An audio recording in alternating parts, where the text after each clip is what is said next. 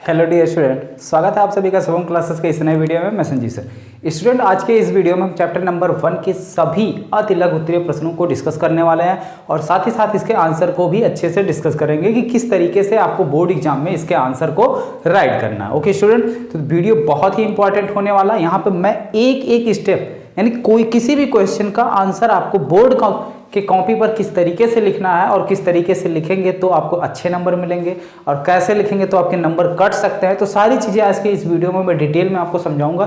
तो वीडियो के साथ आप अंत तक जो है बने रहिएगा और वीडियो को कहीं पर भी 1 सेकंड के लिए भी स्किप मत कीजिएगा। ओके स्टूडेंट, और जितने भी लोग वीडियो को देख रहे हैं फटाफट वीडियो को लाइक कर दीजिए। और अगर आप चैनल पर नए हैं, अगर अभी तक चैनल को आपने सब्सक्राइब नहीं किया है तो चैनल को आप सब्सक्राइब कर लीजिए और बेल आइकन का बटन भी दबा लीजिए, जिससे हमारी आने वाली हर एक नई वीडियो का अपडेट आपको मिलता रहे। क्योंकि इस समय जो है आपके बोर्ड एग्जाम की बहुत ही प्रॉपर ढंग से तैयारी कराई जा रही है। और इसके पहले के वीडियो में हम आपके बहुविकल्पीय प्रश्न भी करवा चुके हैं। 2019 का करवा दिया मैंने, 2018, ठीक है। 2 सेट का बहुविकल्पीय प्रश्न मैं करवा चुका हूँ, 3 सेट का बहुविकल्पीय प्रश्न और करवाऊंगा, एक 2020 का, ठीक है, और 2017 और 2016। तो 3 सेट के बहुविकल्पीय प्रश्न, फिर उसके अति लघु उत्तरीय, लघु उत्तरीय, फिर उसके विस्तृत उत्तरीय, और उन 5 सेट में जो भी न्यूमेरिकल आपके पूछे गए हैं वो सारे के सारे न्यूमेरिकल आपको बिल्कुल, ठीक है, ईयर वाइज मिलेंगे। तो यहाँ पर एक ईयर में आपके 7 सेट बनते हैं, तो 35 सेट, ठीक है। टोटल आपके 35 सेट जो है सॉल्व करवाए जाएंगे। 35 सेट अगर आप अच्छे से सॉल्व कर लेते हैं, ठीक है, तो बोर्ड एग्जाम में आपका जो है 80% कहीं नहीं गया।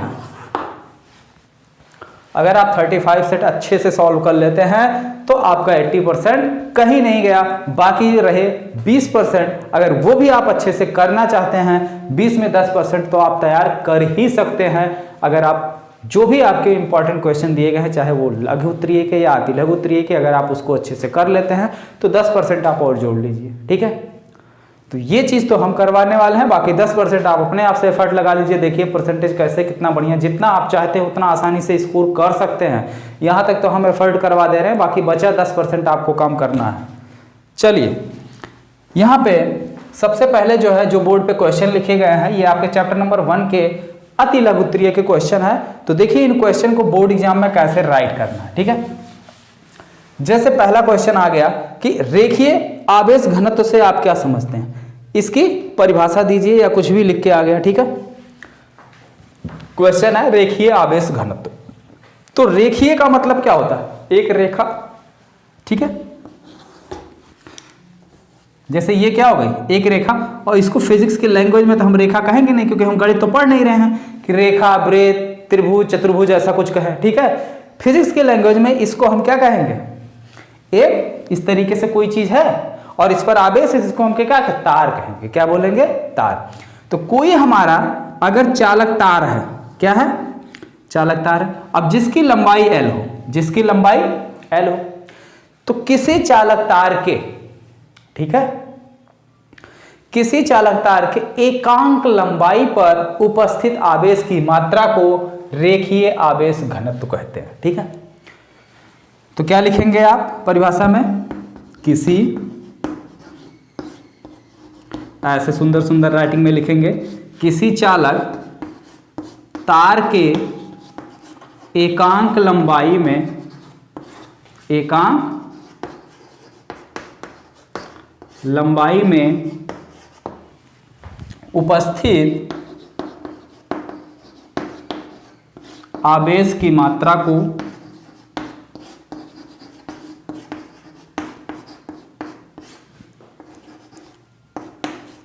रेखीय आवेश घनत्व कहते हैं। रेखीय आवेश घनत्व कहते हैं, ठीक है। और अच्छे अंक पाने के लिए इसी में इसका आप मात्रक लिख दीजिए, ठीक है, उसका मात्रक, और इसकी जो है क्या लिख दीजिए, फार्मूला, ठीक है। कैसे, आवेश घनत्व कहते हैं, ठीक है। ये एक लाइन लिख लीजिए, माना चालक तार की लंबाई, माना चालक तार की लंबाई L व उस पर उपस्थित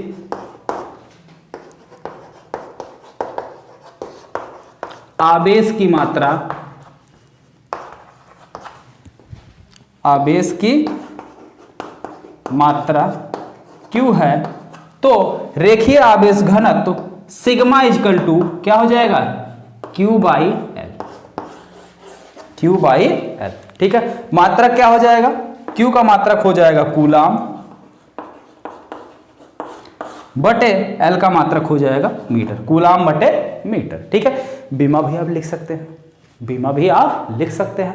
अगर ये 1 नंबर का है तो आपका 1 नंबर कहीं भी नहीं गया। अगर आपकी राइटिंग भी थोड़ी सी गड़बड़ है, ठीक है, और आपने ये चीज, ये लाइन अगर आपने एक्स्ट्रा लिख दी, ठीक है, तो आपके 1 नंबर बिल्कुल कंफर्म हो जाएंगे, 1 भी नंबर आपका नहीं कटेगा।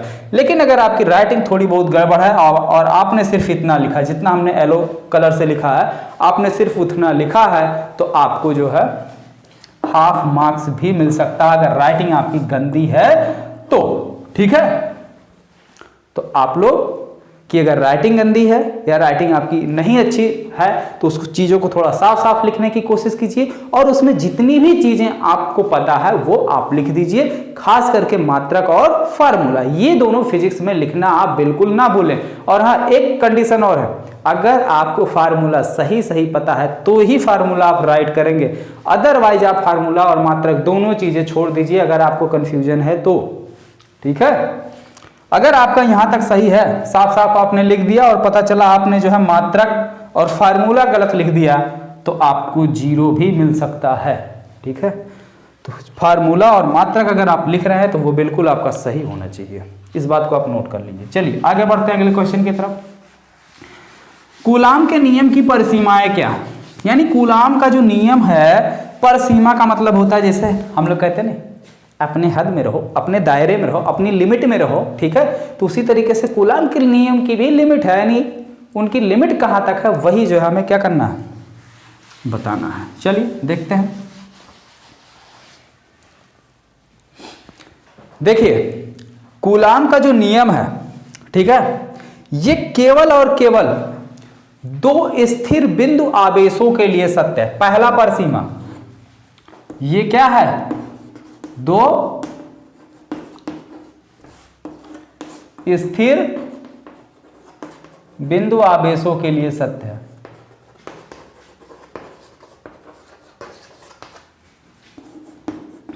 अगर आवेश हमारा गतिमान है तो वहां पे हम कूलाम का नियम अप्लाई नहीं कर सकते हैं। दूसरी बात, कूलाम का नियम जो है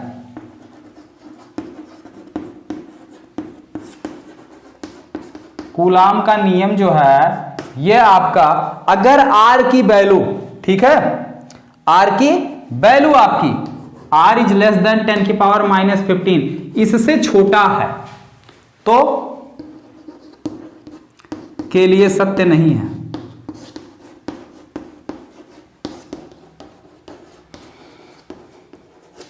ठीक है, अगर आपके कूलाम के नियम में जो फार्मूला होता है, यानी स्थिर जो 2 बिंदु आवेश होते हैं आपके, इनके बीच की जो दूरी है यानी कि ये R, अगर इसकी वैल्यू इससे क्या है, छोटी है, तो यहाँ पे आप कूलाम का नियम अप्लाई नहीं कर सकते। ठीक है, चलिए आगे बढ़ते हैं अगले क्वेश्चन की तरफ। एक कूलाम आवेश में इलेक्ट्रॉनों की संख्या कितनी है।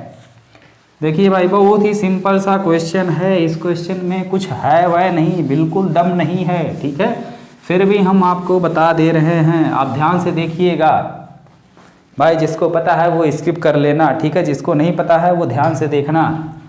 तो बात क्या होता है, Q इजकल टू क्या होता है, थर्ड क्वेश्चन है ना, N, यानी आवेश बराबर होता है नंबर ऑफ इलेक्ट्रॉन।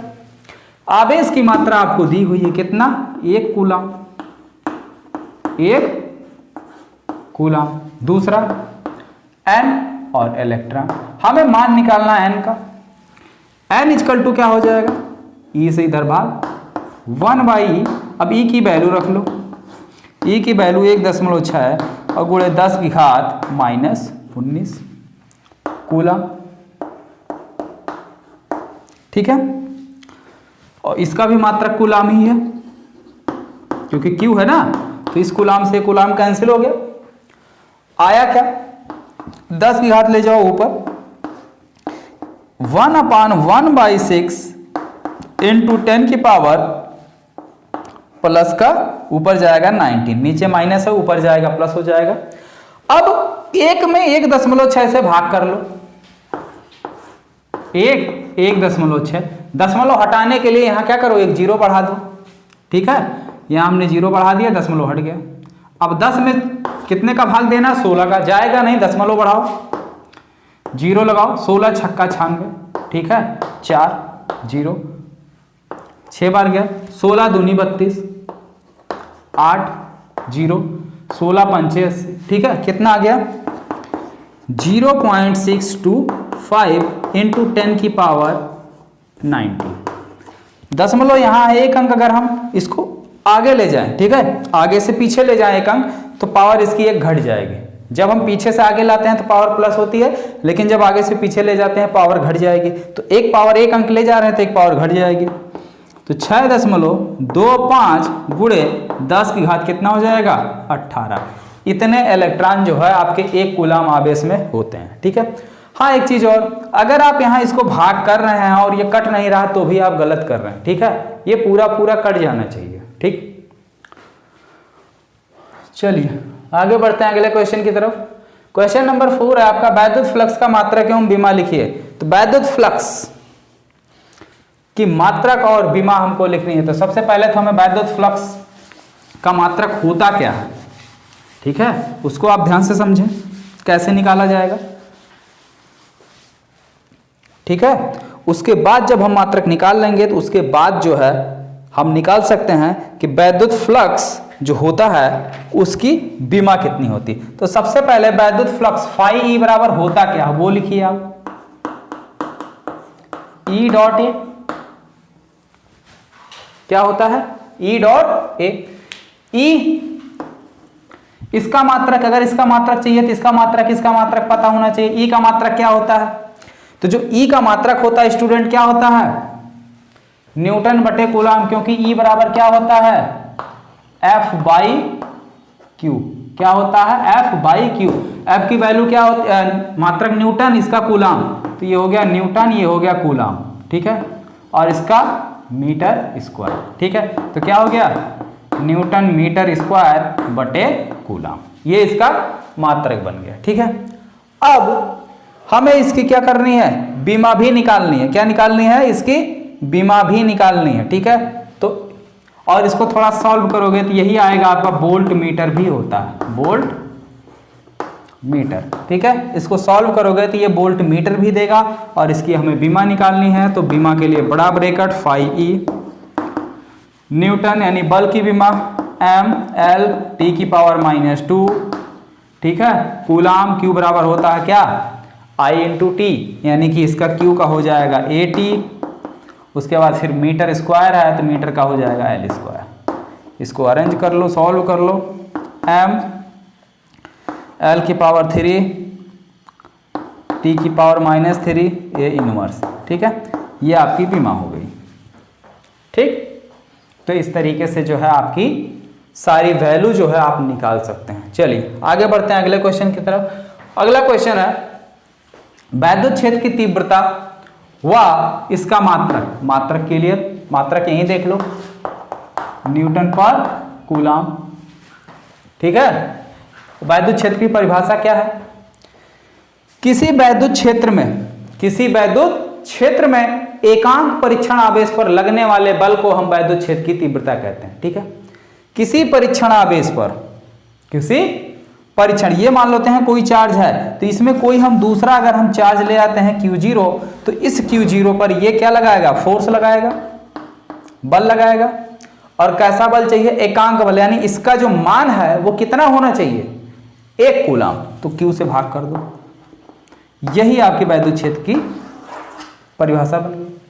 किसी वैद्युत क्षेत्र के भीतर किसी भी परीक्षण आवेश पर लगने वाले या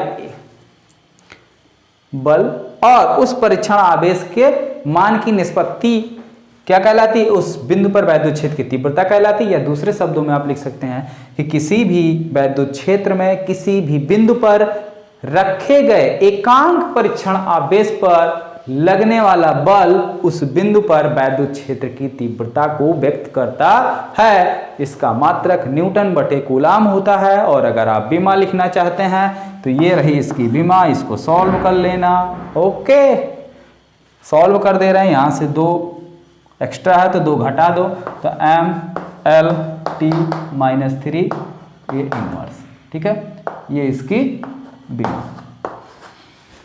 ठीक, चलिए आगे बढ़ते हैं अगले क्वेश्चन की तरफ। द्विध्रुव आघूर्ण से क्या समझते हैं? तो द्विध्रुव आघूर्ण P बराबर क्या होता है? 2QL। क्या होता है? 2QL। मात्रक आपका क्या हो जाएगा? कूलाम गुणे मीटर, यानी कि कूलाम मीटर। परिभाषा क्या बनी? अल्प दूरी पर रखे हुए दो परीक्षण आवेश समान परिणाम के दो विपरीत आवेश एक दूसरे से अल्प दूरी पर क्या होते हैं? अगर स्थित हैं तो इस प्रकार से निकाय हमारा क्या कहलाता है?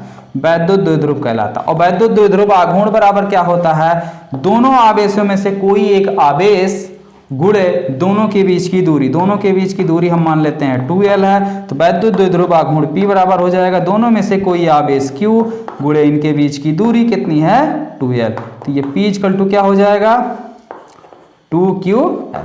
ठीक है, तो सारी चीजें अच्छे से प्रॉपर तरीके से आपको समझ में आ गई स्टूडेंट। अब इसी तरीके से अब हम चैप्टर वाइज ना करवा के जो आपके प्रीवियस ईयर क्वेश्चन, यानी कि प्रीवियस ईयर में आपके जो क्वेश्चन पूछे गए थे, यानी कि मॉडल पेपर या अनसॉल्व पेपर कह लीजिए, उसमें जो आपके अतिलघु उत्तरीय हैं उन सभी क्वेश्चनों को अब हम नेक्स्ट वीडियो से करवाने वाले हैं। ठीक है, और इसके लिए अगर आप चैनल पर नए हैं, चैनल को सब्सक्राइब नहीं किए हैं तो चैनल को सब्सक्राइब कर लीजिए और बेल आइकन का बटन भी दबा लीजिए। ठीक है, और वीडियो को भी लाइक कीजिए और कमेंट करके बताइए कि आपको वीडियो कैसा लगा। ओके स्टूडेंट, फिर मिलते हैं नेक्स्ट वीडियो में।